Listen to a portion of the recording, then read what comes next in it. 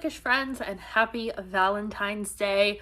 For today's video, I am going to be recommending some of my favorite romance reads to you all, not only because 'tis the season, but that's just what I've been in the mood to read lately, and it's been keeping me from slumping. So if you guys want to see my romance recommendations, stick around because I have a lot of them. Some of them you may have never even heard of before. I don't read a lot of hyped romances. I mean, I do, but I don't have a lot from Book Talk or anything, so hopefully you guys will see some that you've never heard about before. So starting off, I'm going to start with probably my first foray, is that the right word? Into romance. By the way, I'm sitting on my big narwhal because it's comfy, and if that's what you see, this is his horn. But my first kind of dipping my toes into the romance world was Marlene Perez's Dead Is series. And mainly, I think, because I was so against reading romance before, especially when I was younger. These books are paranormal, but with a heavy romance element, if that makes sense. These are YA books where a family of psychics are involved with the police department, and they help solve crimes in their little town that is being overrun by paranormal experiences. So the Dead Is the New Black series focuses on energy vampires. The Dead Is a State of Mind focuses on werewolves. And, oh, there's like a Frankenstein element to this one. So these are all really easy YA reads. They're very short. And I wanted to preface too, most of my covers are pretty subtle. No, I don't have any that are very overtly romance novels. So if that's something that you're looking for too, I have a ton of these that you would never know that they were romance. The main romance in this one is Daisy and her boyfriend Ryan. He is the police captain's son, and she is her mother is a psychic medium. So they are like the main romance, and she's been in love with him for a really long time. It's kind of a friends to lovers because they are really good friends, but there's also a slow burn there. If you're someone who really loved Teen Wolf, these are the books for you. I loved that show, and they're just so super easy to read, and the romance is very cute. There's obviously no sex in these because it is YA, so yes, I highly recommend these. There's 8 books, but books 6, 7, and 8 are kind of spin-offs, but I recommend them all. So next, some fantasy romances. I have talked about these at length. These two specifically, Kingdom of the Wicked and Kingdom of the Cursed from Carrie Maniscalco, which we just got the cover reveal for Kingdom of the Feared, which is coming out in September. I was so excited. I'm like 2 steps away from pre-ordering it. But by the way, these are the Barnes & Noble edition covers. I like them better than the originals. Obviously, I've talked about these at length. These are some of my favorite books ever, as you can probably tell. These focus on Amelia, who is trying to avenge her sister's murder and gets involved with the 7 princes of hell. But we obviously have this kind of romance element. It is very prominent in the story. However, I classify these as fantasy romances for sure, more than romance with some fantasy, because we go to hell in this book. We, see all these different princes and their kind of supernatural powers. I would consider these slow burn and also very angsty. There is this enemies to lovers relationship. I think at some point there's a one bed trope. That might be in this one. But yeah, they kind of touch upon all these amazing romance tropes while also creating this beautiful, wonderful fantasy world that I think make them so, encapsulating. And Carrie Maniscalco is a master of writing dark, morally gray, sort of anti-hero male characters that just really make you wonder, is it toxic that I like this? Another fantasy romance, but it is definitely an adult one. It's by Jennifer L. Armentrout, and that is from Blood and Ash. Now, I haven't read the other books in this series yet. I've heard not great things about the third one, but I'll make that decision for myself when I get to it. But From Blood and Ash is so good. I flew through this book even with it being like a pretty thick book.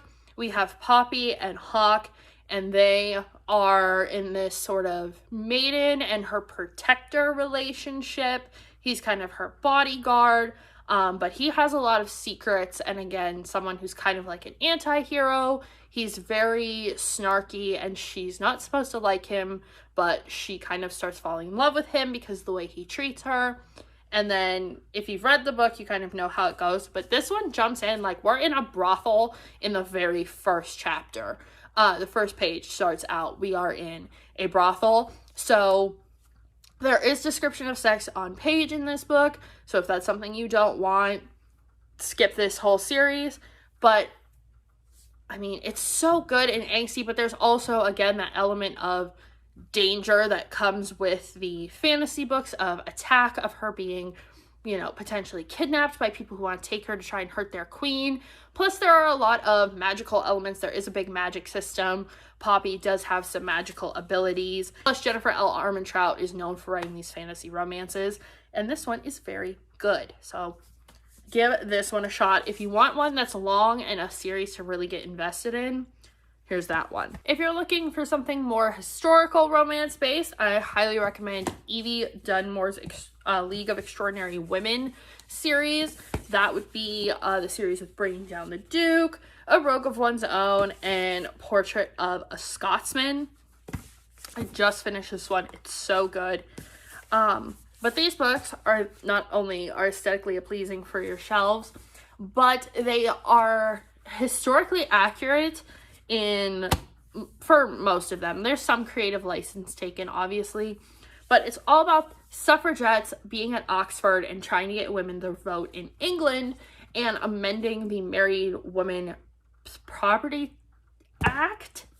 Yes, that's the name. It's a lot of words, but in this one we have Annabelle, who is going to try and sway this Duke from being a Tory, which is like the American equivalent of being a conservative, to change his party and vote for the Married Women's Property Act to be absolved. And obviously they start a romance. This one is definitely enemies to lovers. There is this one has like a moment where she gets sick and he takes care of her. So if that's something that you really like in a romance, that one's in here. A Rogue of One's Own is Lady Lucinda, who is kind of the head of the suffragettes in this area, and her getting involved with her childhood rival. And he is, I think, younger than her. There is an age gap in this one, but again, a little bit of enemies to lovers, but also there's a lot of depth to the male characters in here. Like Tristan has some PTSD from the war. The Duke has some issues with his family. His father's abusive. And then Portrait of a Scotsman. I really like this one because this is kind of about the bad guy. He's not really bad, but kind of the underworld lord that we hear about in the other two books. He's in this one. And this is Hattie, the banking heiress's story with Mr. Blackstone.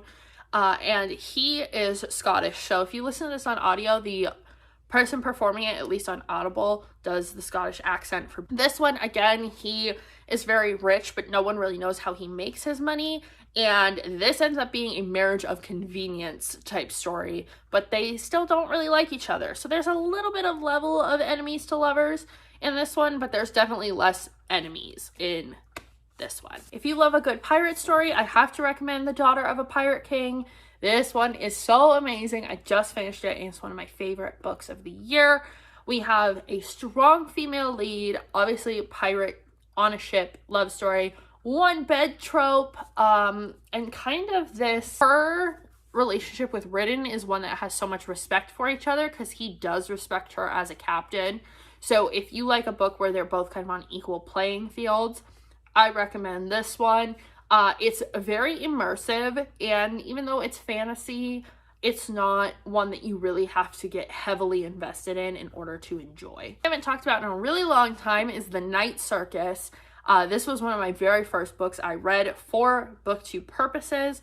Again, this one has a really whimsical setting, so if you are a fan of Caraval, which of course I recommend, but I talk about all the time, so I'm not talking about today, if you love a whimsical, really enchanting story and dual timelines, you will like this book. But the two main characters are feuding magicians, so again, this sort of, they're supposed to dislike each other, but they really, really love each other, and this one is pretty tragic as well. I remember it having a very sad ending. So if you want to be like ripped apart emotionally, I recommend this book. Now for some contemporary romances, I have a whole big stack here because obviously contemporary is probably your most written about romances. We have Tessa Bailey, anything by her, I have heard good things about. I have It Happened One Summer. I haven't read it yet, or Hook, Line, and Sinker, which goes with that one. But this is the, Flipping Houses series. So we have Fixer Up, which I've talked about. This one is fake dating. This is actually the first fake dating I read since I've been on BookTube, I think. This one's great. We have Travis and Georgie, who really set up the whole world of this little town in Maine. But these two, again, if you want one where they're really respecting each other and see each other as equals, and kind of that, thought to be unrequited love trope, this is a great one. It's also super funny. That's why there's so many tabs in it. My favorite one in the series, Love Her or Lose Her, is second chance romance, because we have a married couple that breaks up and then they're going to try and work to getting back together. This one addresses so much, especially for military couples, because we have an element of PTSD. We have that they're high school sweethearts and what it means to be in a relationship with a person you've known since part of your childhood into adulthood, and what it means to grow together and stay together. Obviously, I resonate with this book a lot because that's my situation. So I love this one. This one made me cry. It's not as funny, but Dominic and Rosie's kind of dynamic is very different than Travis and Georgette's. So there's enough variety that you don't feel like you're reading the same story 3 times, even with the same characters being in them. And then we have an age gap. Now this one I know is like an 8 or 9 year age gap, because Bethany is older than Wes. Wes is in his 20s and Bethany's in her 30s. And this is kind of a I'm going to annoy you until you love me. And I think this one, the romance moves the fastest. It's definitely not enemies to lovers, but it's kind of like, I'm going to pretend like I don't like you because everything about me I have issues with. So this one is a lot of growth and a lot more than just the romance, and maybe that's why I like them so much. But obviously there's a lot of romance in here. There's a good amount of smut in here and nothing overly graphic, but it's there. I should mention the Evie Dunmore books. Yeah, there's smut in those, by the way. If you like Bridgerton, those are your books. If you want something really emotional, I definitely recommend The Loveliest Chocolate Shop in Paris by Jenny Colgan. This one is so sad, and also I think is great for right now where we are just in the world, because this is about a woman who is working at a chocolate factory and she's not fulfilled. She's not sure what she wants to do with her life, and she gets the opportunity to go to Paris and work at a really prestigious chocolate shop. She basically has to fake it into acting like she knows what she's doing, but then she actually starts learning and becoming passionate about making chocolate. But she is there because her sick professor, and it's her sick professor's old, like, love of her life, kind of the one that got away. But then she meets his son, and there's so many layers in here of, like, found family and finding someone in a really unexpected situation and finding out your passions, all while falling in love in Paris. So there's a lot of like mushy, gushy kind of softness, but there's also some deep emotional ties that if you need to cry during your romances, this is a good one.